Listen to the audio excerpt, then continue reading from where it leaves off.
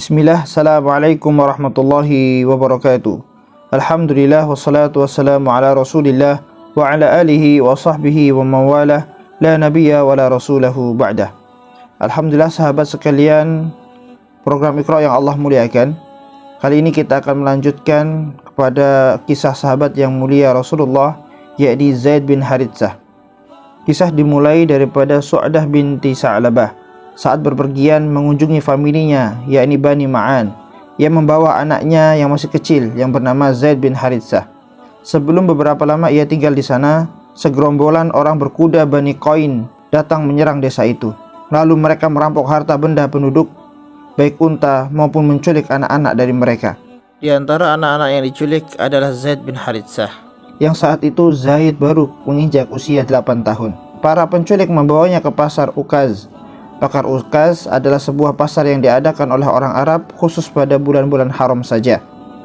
Lalu Zaid dibeli oleh seorang bangsawan Quraisy yang kaya raya, yaitu Hakam bin Hazam bin Khuwailid, seharga 400 dirham.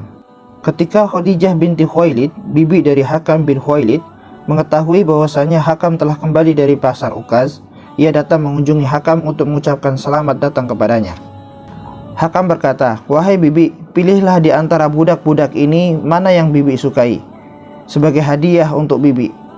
Khadijah memeriksa budak-budak itu satu persatu, maka terpilihlah Zaid bin Haritsah sebagai budak daripada Khadijah yang pintar dan cerdik.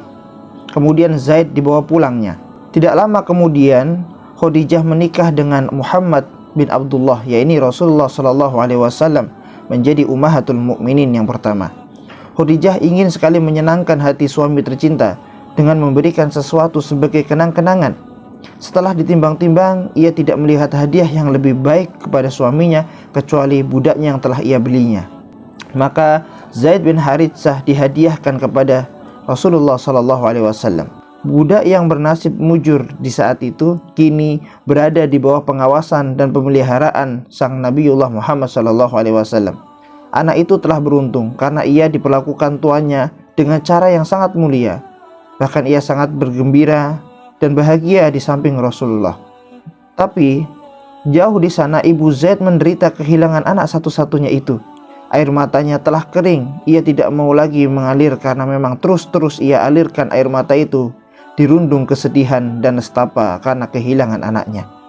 Pada suatu musim haji di masa jahiliyah, beberapa famili Zaid pergi naik haji. Ketika mereka sedang tawaf, mereka bertemu berhadapan muka dengan Zaid. Mereka mengenali Zaid dan Zaid mengenali mereka. Lalu saling bertanya dan saling bercerita. Setelah selesai haji, mereka pulang ke kampung dan mengabarkan kepada Haritsah apa yang mereka lihat dan mereka dengar daripada Zaid. Haritsah segera menyiapkan kendaraan dan uang secukupnya untuk menebus daripada Zaid. Penyejuk mata, ia ini adalah anak satu-satunya.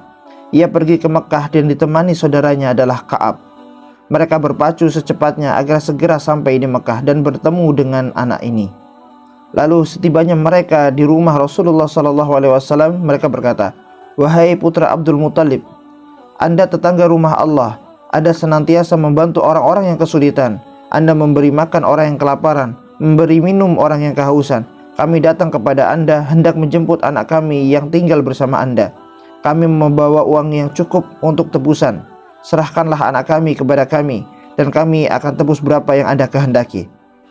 Rasulullah bertanya, "Siapa anak yang tuan-tuan maksudkan itu?" Mereka menjawab, "Pelayan Anda, yakni Zaid bin Haritsah." Lalu Rasulullah bertanya, "Tidak adakah pilihan lain yang lebih baik dari tuan-tuan untuk menebus ini? Saya tidak memanggil anak itu kemari. Suruh dia memilih sendiri antara saya dan tuan-tuan ini. Jika ia memilih tuan-tuan, maka ia boleh pergi dengan tuan-tuan untuk dibawa pulang tanpa uang tebusan sepersen pun. Tetapi jika ia memilih bersama saya, demi Allah, saya bukan tidak ingin memilihnya, tetapi ia yang memilih saya." Lalu mereka menjawab, "Itulah yang seadil-adilnya." Maka Rasulullah memanggil Zaid dan bertanya, "Kenalkah engkau siapa kedua orang-orang ini?" Maka Zaid berkata, "Ini bapakku Haritsah bin Surahil dan ini pamanku Ka'ab." Kemudian Rasulullah berkata, "Sekarang pilihlah olehmu, wahai Zaid, mana yang lebih engkau sukai, pergi bersama mereka, bapak dan pamanmu, atau tetap bertinggal bersama saya?" Zaid menjawab dengan cepat tanpa ragu, "Aku memilih untuk tetap bersama Anda." Maka bapak Zaid berkata, "Celakalah, kenapa engkau lebih suka memilih perbudakan daripada memilih bapak dan ibu kandungmu sendiri?" Zaid berkata, "Karena aku tahu Tuhan ini lain daripada yang lain. Aku tidak mau berpisah dengannya selama-lamanya." Rasulullah mengerti benar apa yang diucapkan Zaid itu. Maka setelah ia berucap seperti itu, diambillah tangan Zaid lalu dibawanya keluar ke Baitul Haram. Rasulullah berdiri di atas hijr Ismail, dihadapkan masyarakat Quraisy sambil memegang tangan Zaid.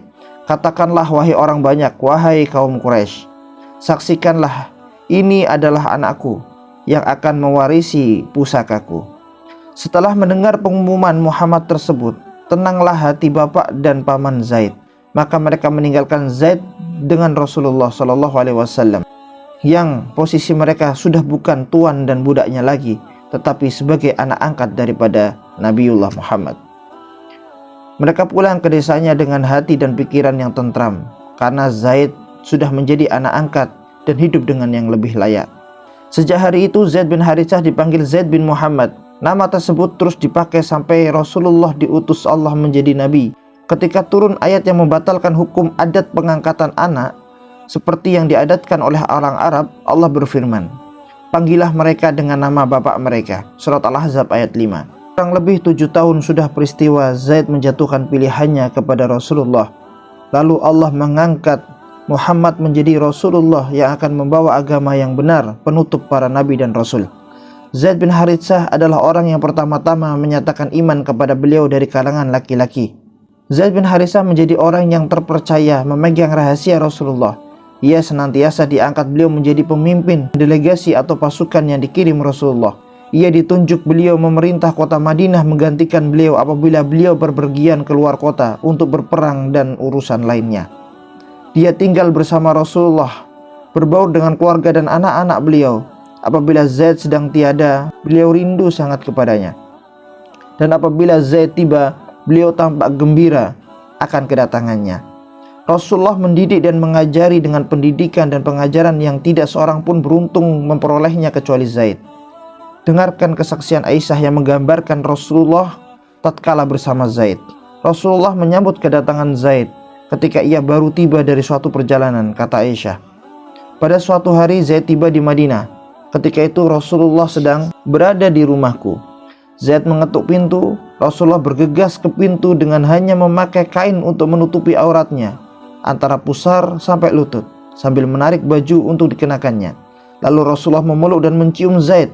"Demi Allah, tidak pernah saya melihat beliau seperti itu sebelumnya dan sesudahnya." Oleh karenanya, kaum muslimin menggelari Zaid dengan sebutan Zaid ibnu Al-Hib, yaitu Zaid adalah anak kesayangan Rasulullah SAW. Tahun ke-8 Hijriah, Allah dengan kebijaksanaannya berkehendak untuk menguji hamba-hambanya. Rasulullah mengutus Haris bin Umair Al-Azdi dengan sepucuk surat dari beliau kepada Raja Busra, mengajaknya masuk Islam. Sampai di Mu'tah, sebelah timur Yordania, seorang pembesar Bani Ghassan yaitu Surahbil bin Amr menangkap Haris, lalu Haris dibunuhnya. Rasulullah sangat marah karena sesungguhnya seorang utusan tidak boleh dibunuh. Maka Rasulullah mempersiapkan 3.000 tentara untuk memerangi Mu'tah. Beliau mengangkat anak kesayangannya Zaid bin Haritsah sebagai komandan pasukan tersebut. Beliau berkata, "Jika Zaid gugur, maka pimpinan harus digantikan oleh Ja'far bin Abi Thalib. Jika Ja'far gugur pula, pimpinan harus diambil alih oleh Abdullah bin Rawahah. Jika Abdullah gugur pula, maka pimpinan dipilih oleh seorang kaum muslimin di antara mereka." Singkat cerita, pasukan berangkat hingga sampai Ma'an, sebelah timur Yordan. Sampai di sana ternyata Heraklius penguasa Rum telah siap menunggu dengan 100.000 kaum musyrikin. Jumlah tentara yang sangat begitu besar berkumpul tidak jauh dari posisi tentara kaum muslimin. Kaum muslimin bermalam di Ma'an 2 malam, memusyawarahkan kebijaksanaan yang harus mereka ambil. Ada yang mengusulkan supaya menulis surat kepada Rasulullah melaporkan situasi dan jumlah musuh yang lebih besar dan menunggu perintah selanjutnya. Ada yang lain juga mengatakan, "Demi Allah, kita tidak berperang karena bilangan, mengandalkan kekuatan senjata dan jumlah yang banyak ini, tetapi berperang demi agama ini. Karena itu, majulah terus seperti rencana semula. Allah akan menjamin bagi siapapun yang berperang di jalannya, menang dalam peperangan atau mati syahid." Kedua pasukan bertemu di Mu'tah. 3.000 tentara menghadapi 200.000 musuh. Zaid bin Haritsah bertempur mempertahankan bendera Rasulullah dengan semangat dan beraninya, sampai tubuhnya hancur karena ratusan anak panahnya menghuncam dirinya. Kemudian ia terjatuh terbanting dan bermandikan darah. Ia syahid menemui Allah sambil mengibarkan bendera Rasulullah. Bendera komando segera direbut oleh Ja'far bin Abi Thalib sebagai komandan pengganti pertama. Ja'far bertarung dan mengibarkan bendera komando sehingga ia syahid pula menyusul Zaid.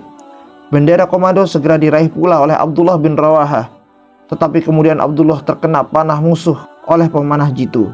Dia pun syahid menyusul kedua sahabatnya yang telah mendahulinya. Lalu kaum muslimin memilih Khalid bin Walid menjadi komandan pengganti. Ketika itu Khalid baru beberapa lama masuk Islam. Ia mengerahkan tentaranya dan menyelamatkan mereka dari medan bakti. Berita perang dan tewasnya 3 orang perwira yang diangkat Rasulullah segera sampai kepada beliau. Beliau sangat sedih menerima berita tersebut. Rasulullah pergi mengunjungi keluarga mereka untuk menghibur. Ketika Rasulullah tiba di rumah Zaid bin Haritsah, anak Zaid yang masih kecil menggapai beliau sambil menangis. Melihat kenyataan seperti itu, Rasulullah terharu lalu menangis pula, hingga tangisannya deras dan sangat terdengaran oleh sahabat yang lain. Masya Allah, barakallah. Dengan kisah yang luar biasa ini kita bisa mengambil hikmah. Bendera kaum muslimin akan terus berkibar. Al-Islam ya'lu wa la yu'lah alaih. Pilihannya hanya 2. Kita menonton atau kita ikut andil. Siapapun yang memegang benderanya, pastilah Islam akan dimenangkan oleh Allah Subhanahu wa ta'ala. Siapa yang menolong agama Allah, pasti Allah akan menolong dirinya. Aqulu qouli hadza astaghfirullahi wa lakum. Assalamualaikum warahmatullahi wabarakatuh.